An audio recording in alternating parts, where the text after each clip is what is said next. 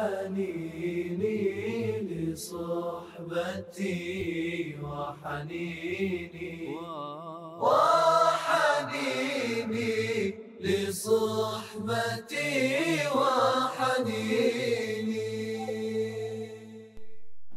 Sahabat Quran, para pemirsa Madani TV dan IKI TV dimanapun berada, kita akan lanjutkan pada sesi yang kedua, dan poin-poin dari sisi yang pertama sudah kita tangkap dengan baik, dan ini harus kita fahami oleh kita semuanya yang baru menikah atau memulai malam pertama. Kita harus punya ilmunya, harus paham betul, sehingga semua langkah demi langkah yang kita lakukan di dalam menjalani kehidupan keluarga akan bernilai ibadah di hadapan Allah Subhanahu wa taala. Untuk berikutnya saya persilahkan kepada Pak Kiai untuk melanjutkan poin-poin sesuatu yang indah di dalam Islam ini. Tafadhol Pak Kiai. Baik, terima kasih.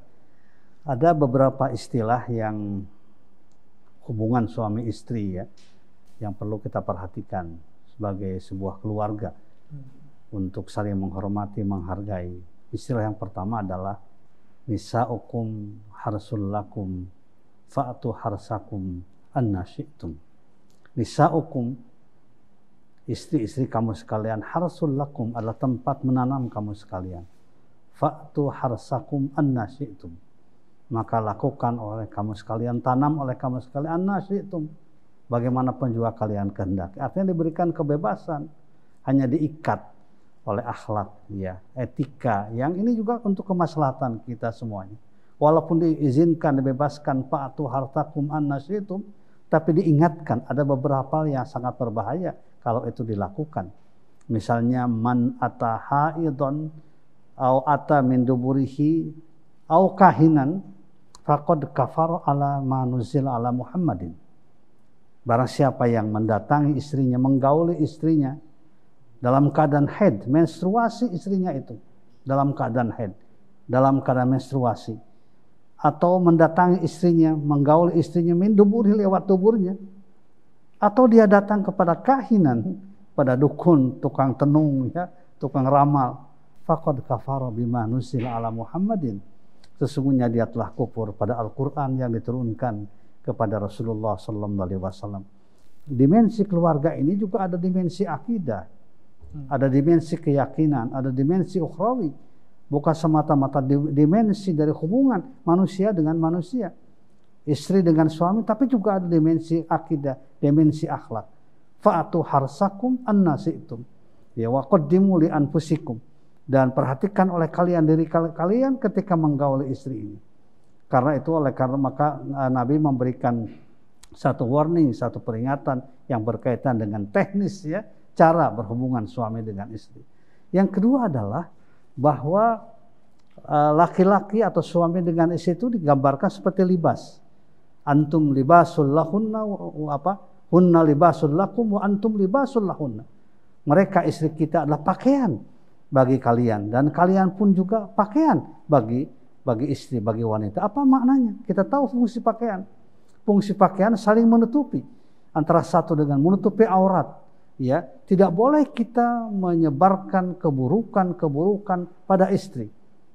Yang ada pada istri pada orang lain, sama dengan menyebarkan keburukan suami pada orang lain.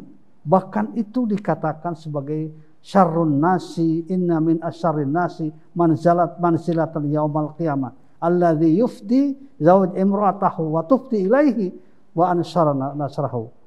Jadi barang siapa yang dia melakukan hubungan senggama dengan istrinya, demikian pula istrinya melakukan hubungan dengan suaminya, tapi kemudian dia menyebarkan keburukannya, maka inilah orang-orang yang terburuk di hari kiamat nanti. Jadi etika, akhlak, rahasia, katakanlah rahasia ranjang, rahasia pribadi suami istri, itu harus menjadi rahasia berdua. Bahkan saya baca di dalam sebuah buku yang berkaitan dengan pendidikan dalam keluarga, maka ketika suami istri punya masalah di antara mereka, itu harus rahasia betul, ditutup betul, dijaga betul. Jangan sampai diketahui oleh anaknya, oleh keluarga yang lain. Keluarga dan anaknya pun juga dilarang, apalagi pada orang lain. Sehingga dikatakan inna min syarrin nasi manzilatan yaumal qiyamah. Sesungguhnya seburuk-buruknya orang di akhirat nanti. Oleh karena itu maka sekali lagi saling menghargai, saling menutupi, saling menjaga adalah merupakan satu keharusan di dalam keluarga. Pakaian itu ada beberapa fungsi. Pertama adalah apa? Pakaian itu adalah yuwari sawatihima. Pakaian itu menutup aurat. Yang pertama. Yang kedua warisa, keindahan. Oleh karena itu keindahan istri, keindahan suami, bersolek suami untuk istrinya, bersolek istri untuk suaminya, itu merupakan satu hal yang sangat baik, sangat indah. Jangan dibalik. Ketika berhadapan dengan suami, dia seenaknya saja, ya, tidak memperhatikan dirinya, kondisinya, keadaannya. Demikian pula suami begitu ya. Ketika dia bersolek, berindah, berpakaian indah ketika dia keluar, penampilan di luar. Tapi ketika berhadapan dengan istri yang seharusnya diperindah badannya, pakaian dan sebagainya, dia biasa-biasa saja. Inilah barangkali salah satu hal yang perlu kita perhatikan. Jadi kita pusatkan ya keindahan, kita pusatkan kemesraan di dalam keluarga untuk melahirkan ketenangan, untuk melahirkan sakinah, mawaddah, warahmah. Karena itu ujung dari ayat surat Ar-Rum 21 itu inna fi dzalika laayatil liqaumin yatafakkarun. Ini semuanya merupakan tanda-tanda bagi orang-orang yang berpikir. Hanya orang berpikir yang mampu memperhatikan ajaran Islam yang begitu indah, yang begitu hebat, begitu dahsyat, menghormati istri, menghormati suami, sampai masalah yang kecil. Inilah barangkali hakikat dari keluarga dan rumah tangga dalam pandangan Islam yang harus kita jaga sebagai sumber inspirasi dalam keluarga itu. Kebaikan harus kita tanamkan, sikap-sikap harus kita tanamkan. Bahkan juga Rasulullah SAW itu sering mandi bersama ya. Bayangkan itu mandi bersama itu dah dahsyat itu. Dianggap oleh kita sebagai sesuatu yang aneh ya. Ternyata Rasulullah memberikan contoh. Ya, bahkan juga bermesraan sebelumnya juga ya, satu gelas air susu ya, itu diminum berdua. Bayangkan itu kita nggak bisa membayangkan keindahan keluarga Rasulullah SAW. Makanya keluarga Rasul itu keluarga yang menjadi uswah hasanah.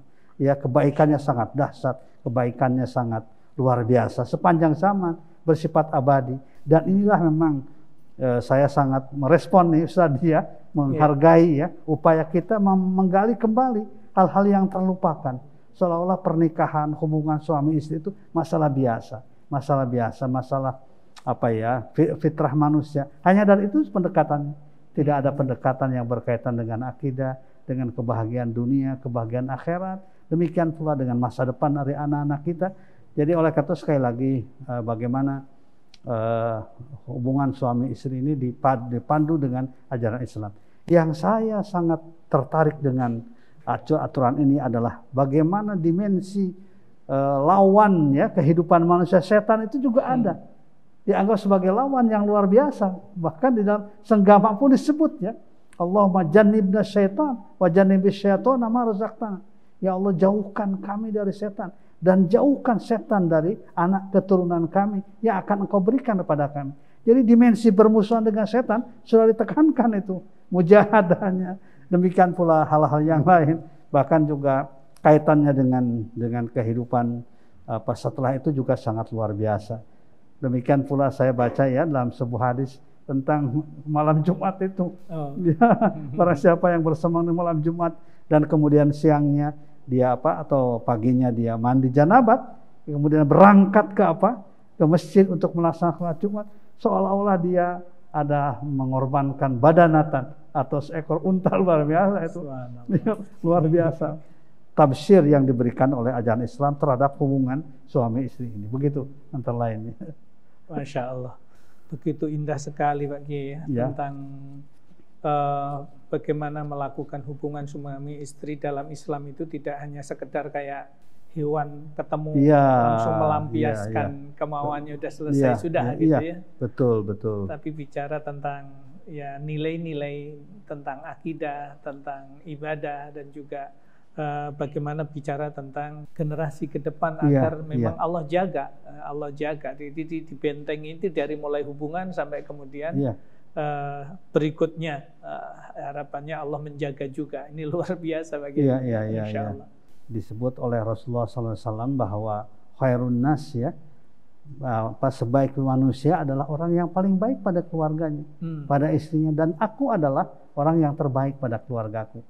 Karena ternyata kebaikan di dalam keluarga itu sangat pengaruhnya sangat luar biasa terhadap masa depan, terhadap dunianya, terhadap akhirat, terhadap juga generasi mendatang. Jadi karena itu maka perlu kita bangun kembali kesadaran yang semacam ini. Jangan dianggap masalah status sosial saja pernikahan, tapi juga berkaitan dengan pembangunan generasi mendatang yang lebih baik. Kita ingin melahirkan generasi mendatang itu generasi yang baik. Ternyata dimulai juga ya dalam hal yang berkaitan dengan malam pertama itu. Ternyata luar biasa dalam Islam. Kadang sesuatu yang tabu Pak Kiai untuk ngobrolin yang kayak begini, bicarakan. Sementara ini yang seringkali malah tidak tersampaikan kepada mempelai ya, calon mempelai, sehingga ketika melakukan malam pertama, kemudian hari-hari berikutnya ya kayak melampiaskan kemauannya sekedar ya sudah lakukan aja begitu. Iya. Ternyata subhanallah ada akhlak di dalam melakukan hubungan suami istri dalam malam pertama dan seterusnya. Itu semuanya ternyata bicara juga tentang akidah, tentang ibadah, tentang nilai pahala, seperti sampai kemudian mendapatkan sama dengan bersedekah onta. Ini baru kadang-kadang ya ini belakangan baru ngeh juga sayanya Pak Kiai gitu. Hal-hal yang seperti ini yang sebelumnya memang secara khusus tidak pernah kita dapatkan. Mungkin membaca pun juga daripada enggak gitu. Mungkin ada tambahan lagi Pak Kiai. Iya. Ini juga misalnya barang siapa yang akan mengulangi kembali ya hubungannya dengan suami istri ya, tidak sekedar satu kali misalnya, itu sampai disunnahkan faliyatawaddo, hendaknya berwudu. Luar biasa, ternyata berwudu itu menghasilkan kesegaran ya, menghasilkan kesehatan yang luar biasa. Bahkan juga menurut saya adalah menghasilkan kekuatan yang luar biasa, kekuatan baru yang dahsyat. Jadi kemudian kelelahan yang ada sebelumnya itu bisa dihilangkan dengan wudu yang sempurna. Jadi kita melihat itu wudu itu juga punya peran dalam membangkitkan semangat, membangkitkan birahi ya, membangkitkan kejayaan, kedigdajaan diri. Sekarang kan itu tidak pernah. Saya belum pernah baca artikel yang mengatakan bahwa kalau orang ingin kuat dalam hubungan suami istri, berwudulah. Yang selalu dengan obat ini dan lain sebagainya. Coba lihat di HP ya, sangat viral tuh obat ini dan lain sebagainya. Jadi selalu itu, tidak pernah menggali dalam ajaran agama. Ternyata wudu itu juga menimbulkan semangat yang luar biasa. Di samping ibadah kepada Allah Subhanahu wa Ta'ala. Jadi luar biasa. Ternyata indah sekali Pak Kiai. Ya betul, di jalan, kalau di jalan selain di handphone, di jalan kelihatan ada tulisan obat maco, obat kuat, apalah namanya gitu ya. Tapi sebenarnya ternyata dalam Islam wudu itu adalah salah satu yang menjadikan mood itu, semangat itu akan bangkit lagi untuk dan sisi lain yang jelas itu akan bernilai ibadah yang pasti. Iya betul. Dan bukan hanya dalam hubungan itu, saya kira ketika kita menghadapi masalah kehidupan pun, cobalah dijawab dengan wudu dan di atas sejadah. Saya kira itu juga sesuatu yang perlu kita munculkan. Kita punya masalah dalam keluarga, hadapi masalah dengan pertama adalah berwudu, supaya kita ketika kita marah, ketika kita emosi bisa terkendali. Karena ciri orang bertakwa itu kan wal kadhiminal ghaidh wal afin anin nas. Jadi marah ya marah, tetapi marah yang terkendali. Salah satunya dengan berwudu itu. Masya Allah. Yang luar biasa. Masya Allah. Ini poin yang kedua ini luar biasa pula untuk bagaimana kita melangkah menjalani kehidupan keluarga ini benar-benar bernilai ibadah di hadapan Allah Subhanahu wa Ta'ala, dan kemudian tentu saja ternyata melakukan hubungan suami istri di dalam Islam itu bukan sekedar sebuah pelampiasan, ya sudah selesai ya sudah gitu, melakukan silakan saja kapan saja gitu ya. Tapi ada etika, ada doa bahkan secara khusus, dan kemudian tentu saja ketika salah satu atau di antara pasangan suami istri itu ada kekurangan di dalam segala hal yang menyangkut soal hubungan suami istri, kita semuanya diminta untuk tidak menceritakan, tidak membuka kekurangan yang terjadi pada suami istri ketika sama-sama tahu kekurangannya dan kelemahannya. Ini adalah salah satu adab, salah satu akhlak yang harus kita benar-benar memiliki agar benar-benar kehidupan kita itu terpandu oleh wahyu, oleh tuntunan Nabi Shallallahu Alaihi Wasallam. Baik para pemirsa Madani TV dan Iki TV dan juga sahabat Quran dimanapun berada, alhamdulillah sesi kedua sudah kita lalui. Insya Allah kita akan lanjutkan sesi yang ketiga. Dimohon untuk dipersiapkan pertanyaan-pertanyaan yang menyangkut tentang malam pertama. Silahkan ditanyakan, nanti kalau ada pertanyaan bentuk yang lain kita akan jawab lain kali insya Allah. حنيني لصحبتي وحنيني لصحبتي وحنيني